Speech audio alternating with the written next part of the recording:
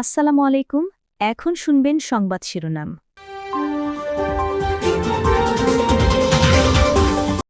পশ্চিমবঙ্গে গ্রেফতার ওসমান হাদি হত্যা মামলার দুই আসামি ফয়সাল ও আলমগীর। 14 দিনের রিমান্ড, চেষ্টা চলছে আইনি প্রক্রিয়ায় দেশে ফিরিয়ে আনার।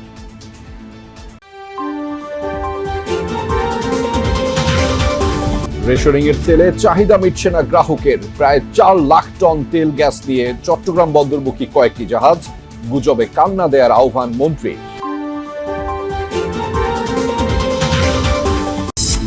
ইসরায়েলি হামলার টার্গেট এখন ইরানের জ্বালানি স্থাপনা। দূরপাল্লার ক্ষেপণাস্ত্র আক্রমণের পরিধি বাড়িয়েছে তেহরান।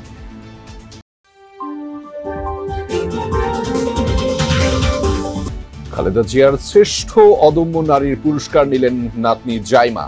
সব নারী ও কন্যার জন্য নিরাপদ হবে বাংলাদেশ, আশা ডাক্তার জুবাইদার। এতক্ষণ শুনছিলেন সংবাদ শিরোনাম, এখন শুনবেন বিস্তারিত। ইনকিলাব মঞ্চের আহ্বায়ক শরীফ ওসমান হাদিকে খুনের মামলার প্রধান দুই আসামিকে কলকাতা থেকে গ্রেফতার করা হয়েছে বলে জানিয়েছে ভারতের বার্তা সংস্থা ANI। আটককৃতরা হলেন রাহুল ওরফে ফয়সাল করিম মাসুদ এবং আলমগীর হোসেন। গ্রেফতারের পর তাদের 14 দিনের পুলিশ হেফাজতে নেওয়া হয়েছে বলে জানিয়েছে সংস্থাটি। প্রতিরক্ষা গোয়েন্দা সূত্রে জানানো হয়েছে, গ্রেফতারকৃত আসামিদের আইনি প্রক্রিয়ায় দেশে ফিরিয়ে আনার প্রক্রিয়া শুরু হয়েছে।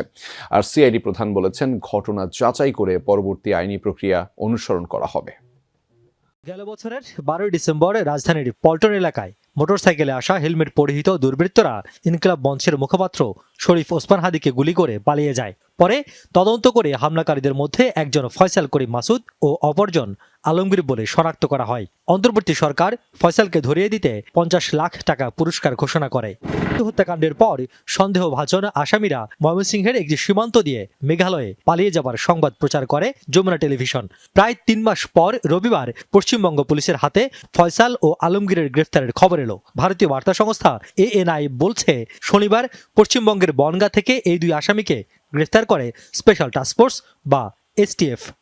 গ্রেফতারের পর দুজনকে বিধাননগর আদালতে হাজির করে 14 দিনের পুলিশ হেফাজতে পাঠানোর কথাও জানায় সংস্থাটি। এদিকে প্রতিরক্ষা গোয়েন্দা তথ্যের ভিত্তিতে হাদি হত্যার প্রধান আসামি শুটার ফয়সাল ও আলমগীর পশ্চিমবঙ্গে আটক হয়েছে বলে জানিয়েছে ISPR। এদিকে হাদি হত্যা মামলার আসামিদের গ্রেফতার প্রসঙ্গে বাংলাদেশি তদন্ত সংস্থা CID প্রধান যমুনা টেলিভিশনকে জানান, পররাষ্ট্র মন্ত্রণালয়ের মাধ্যমে বিষয়টি নিশ্চিত হবার চেষ্টা চলছে। শরীফ ওসমান হাদি হত্যার ঘটনায় চলতি বছরের 6 জানুয়ারি 17 আসামির বিরুদ্ধে আদালতে অভিযোগপত্র দিয়েছিল ঢাকা মহানগর গোয়েন্দা পুলিশ। কিন্তু মামলার বাদী 15 জানুয়ারি অভিযোগপত্রের বিষয়ে আদালতে নারাজি দিলে মামলাটি অধিকতর তদন্তের জন্য CID-কে নির্দেশ দেন আদালত। জ্বালানি তেলের জন্য হাহাকার রাজধানী জুড়ে। অপেক্ষার দীর্ঘ লাইন ঠেলে রেশনিং পদ্ধতিতে তেল পেয়ে কেউ কেউ হয়েছেন নিরাশ। প্রয়োজনের চেয়ে কম তেল পেয়ে মিটছে না চাহিদা। বাধাগ্রস্ত হচ্ছে জরুরি সেবা এবং গণপরিবহনও। মধ্যপ্রাচ্য সংকটের বাটারফ্লাই ইফেক্ট বাংলাদেশের পরিবহন খাতে ঈদের আগে নতুন বাস্তবতা।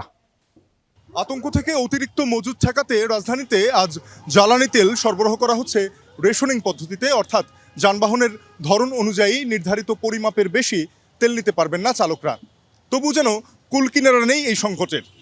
রাজধানীর বিভিন্ন ফিলিং স্টেশনের সামনে দেখা গেছে মোটরসাইকেল বা ব্যক্তিগত গাড়ির এমন দীর্ঘ সারি পৌঁছে গেছে কয়েক কিলোমিটার। বিভিন্ন পাম্পে জ্বালানি তেল পেতে অন্তত কয়েক ঘন্টা অপেক্ষা করতে হচ্ছে চালকদের। আবার অনেক ফিলিং স্টেশনে গত রাত থেকেই তেল শূন্য। এক পাম্প থেকে অন্য পাম্পে ঘুরেও তেল না মেলায় হাহাকার চালকদের। অনেকের শঙ্কা, সিন্ডিকেট করে দাম বাড়াতেই তেলের কৃত্রিম সংকট। যদিও হঠাৎ চাহিদা বেড়ে যাওয়াকে দুষছে পাম্প কর্তৃপক্ষ। রেশনিং পদ্ধতিতে মাত্র 2 লিটার তেলে মোটরসাইকেল চলবে 60 থেকে 70 কিলোমিটার। 10 লিটারে প্রাইভেট কার চলে 120 থেকে 140 কিলোমিটার পর্যন্ত। প্রয়োজনের চেয়ে যা অপর্যাপ্ত বলছেন চালকরা। তেল নিতে ফিলিং স্টেশনগুলোতে যখন দীর্ঘ লাইন, তখন সড়কে গাড়ির চাপ তুলনামূলক কম। ঈদের আগে গণপরিবহন খাত সচল রাখা নিয়েই এখন চিন্তিত মালিকপক্ষ। চট্টগ্রাম সমুদ্র বন্দরের বহির্নোঙরে জ্বালানিবাহী 8টি জাহাজ প্রবেশ করেছে। এসব জাহাজের মধ্যে 5টিতে তরলীকৃত প্রাকৃতিক গ্যাস এলএনজি এবং 2টিতে তরলীকৃত পেট্রোলিয়াম গ্যাস এলপিজি এবং 1টিতে মনো ইথিলিন গ্লাইকল এমইজি আছে। মধ্যপ্রাচ্যের যুদ্ধ ছড়িয়ে পড়ায় বাংলাদেশে জ্বালানি আমদানি নিয়ে অনিশ্চয়তা তৈরি হয়েছে। ঠিক এমন সময় বন্দরে পৌঁছালো এসব জাহাজ। হরমুজ প্রণালী বন্ধের আগে এসব জাহাজ চট্টগ্রামের উদ্দেশ্যে যাত্রা শুরু করে। 28 ফেব্রুয়ারি ইরানের উপর যুক্তরাষ্ট্র ও ইসরায়েলের যৌথ অভিযান এবং তেহরানের পাল্টা প্রতিক্রিয়ার কারণে হরমুজ প্রণালী ঘিরে উত্তপ্ত হয়ে ওঠে পরিস্থিতি। এর ফলে বিশ্বজুড়ে তেল ও এলএনজি সরবরাহের 20% ঝুঁকির মুখে পড়েছে। প্রথমবারের মতো ইরানের তেল সংরক্ষণাগারে হামলা চালিয়েছে ইসরায়েলি এয়ারফোর্স। একযোগে দেশটির 30টি জ্বালানি স্থাপনায় হয়েছে যৌথ বাহিনীর হামলা। ক্ষতির শিকার বিমানবন্দর, পরিবহন ডিপো আর পানি শোধনাগার সহ গুরুত্বপূর্ণ বেশ কিছু বেসামরিক স্থাপনা।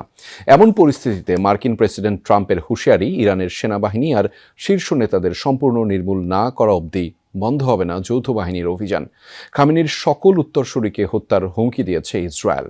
ইরানের রাজধানী তেহরানের ব্যস্ত সড়কের পাশ দিয়ে যেন বয়ে চলেছে আগুনের নদী। ইসরায়েলি হামলায় ক্ষতিগ্রস্ত তেলের ডিপো থেকে জ্বালানি তেল ড্রেনেজ সিস্টেমে পড়ে আগুন ধরে যায়। ভয়াবহ এ দৃশ্য দেখে আতঙ্কিত এলাকাবাসী। মধ্যপ্রাচ্যে মোতায়েনকৃত বিভিন্ন মার্কিন ঘাঁটি আর বিমানবাহী রণতরী থেকে যৌথ বাহিনীর হামলা অব্যাহত ইরান জুড়ে। এরই মধ্যে দেশটির অর্থনীতির মেরুদণ্ড জ্বালানি শিল্পকে ধ্বংসে উঠে পড়ে লেগেছে তারা। প্রথমবারের মতো বেশ কয়েকটি ফুয়েল স্টোরেজে বিমান হামলা চালিয়েছে তেল আবিব। ক্ষতির শিকার কমপক্ষে 30টি জ্বালানি স্থাপনা। সেখান থেকে নির্গত বিষাক্ত ধোঁয়া ছড়িয়ে পড়েছে আশপাশের বিশাল এলাকায়। একই সাথে ইরানের বিভিন্ন সামরিক ও বেসামরিক স্থাপনা লক্ষ্য করেও হয়েছে হামলা। ইস্পাহান বিমানবন্দরে কয়েকটি F-14 যুদ্ধবিমান ধ্বংসের দাবি করেছে ইসরায়েলি বিমান বাহিনী। হামলায় ক্ষতিগ্রস্ত কুদস ফোর্সের অন্তত 17টি বিমান। হরমুজ প্রণালীর কাছে 30টি গ্রামের জন্য নির্মিত পানি শোধনাগারেও হয়েছে মার্কিন বাহিনীর হামলা। এদিকে এয়ারফোর্স ওয়ানে সাংবাদিকদের প্রশ্নের জবাবে মার্কিন প্রেসিডেন্ট ডোনাল্ড ট্রাম্প বলেন, ইরানের সেনাবাহিনী আর শীর্ষ নেতাদের পুরোপুরি নির্মূল না করে শান্ত হবেন না তিনি। অপরদিকে ইসরায়েলি সেনাবাহিনীর হুমকি, ইরানের সর্বোচ্চ নেতার সকল উত্তরসূরিকে হত্যা করবে আইডিএফ। অধিকার, ন্যায় বিচার, উদ্যোগ সব নারীর জন্য হোক, এই প্রতিপাদ্যে উদযাপিত হচ্ছে এবারের আন্তর্জাতিক নারী দিবস। অনুষ্ঠানের প্রধান অতিথি রাষ্ট্রপতি মোহাম্মদ শাহাবুদ্দিন। এবছর নারী দিবসে গণতান্ত্রিক অগ্রযাত্রায় অবদানের জন্য শ্রেষ্ঠ অদম্য নারী সম্মাননায় ভূষিত হন সাবেক প্রধানমন্ত্রী ও বিএনপির প্রয়াত চেয়ারপারসন বেগম খালেদা জিয়া। রাষ্ট্রপতি মোহাম্মদ শাহাবুদ্দিনের হাত থেকে তার পক্ষে মরণোত্তর পুরস্কারটি গ্রহণ করেছেন নাতনি ব্যারিস্টার জায়মা রহমান। এছাড়া 5টি ক্যাটাগরিতে অদম্য নারী পুরস্কার দেওয়া হয় আরও 5 বিশিষ্ট নারীকে।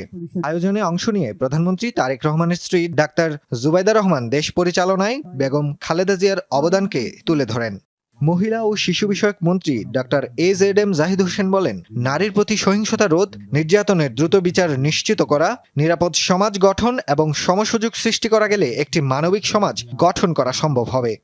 প্রধান অতিথির বক্তব্যে রাষ্ট্রপতি মোহাম্মদ শাহাবুদ্দিন বলেন, অর্থনৈতিকভাবে পিছিয়ে পড়া নারীদের ক্ষমতায়নে সরকার ফ্যামিলি কার্ড চালু করছে।